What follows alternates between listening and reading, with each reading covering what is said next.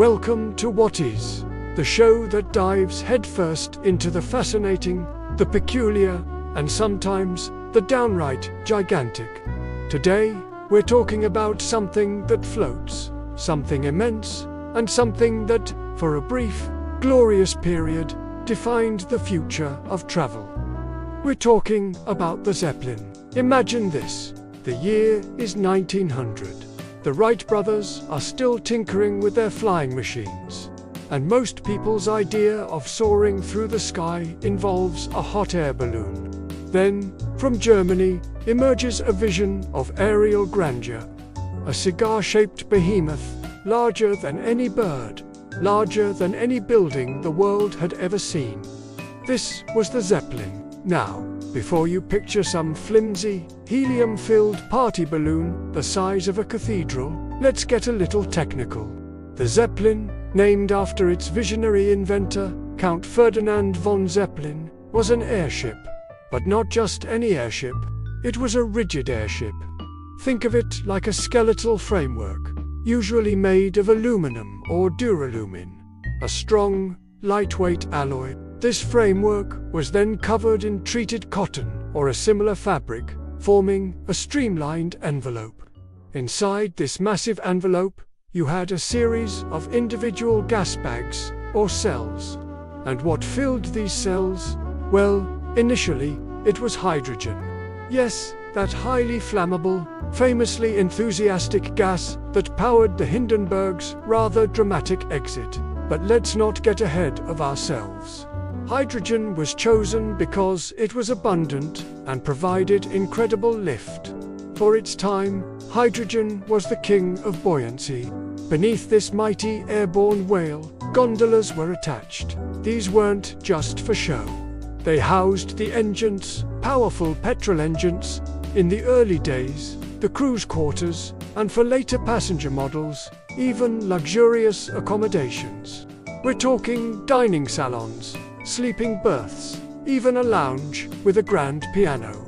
Yes, a grand piano, floating thousands of feet above the earth. Talk about making an entrance. The Count himself was quite a character.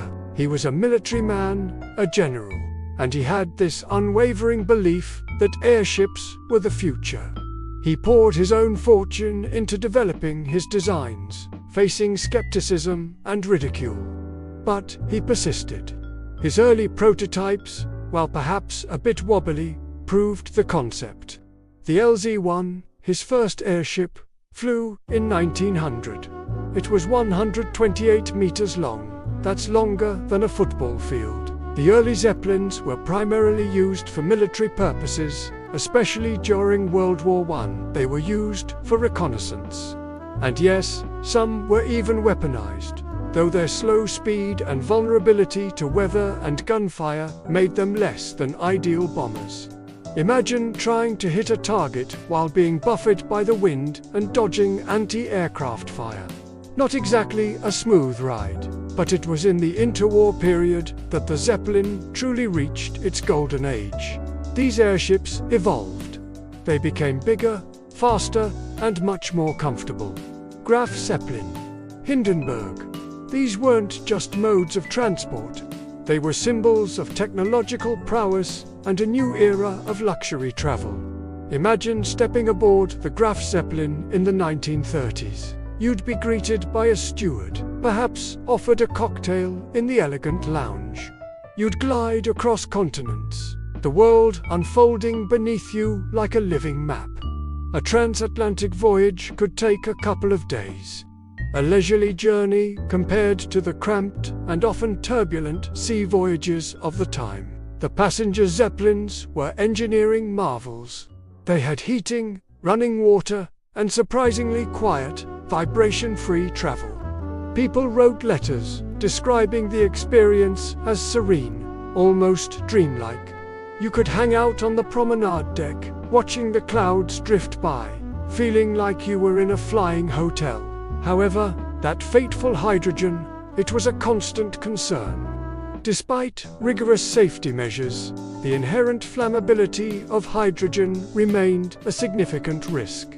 Experiments with non-flammable helium were ongoing, but helium was expensive and in limited supply, particularly for Germany, which had to rely on importing it, a process complicated by international politics. And then came May 6, 1937, the Hindenburg, a proud symbol of German engineering, attempting to land in Lakehurst, New Jersey. The world watched, captivated, and then disaster.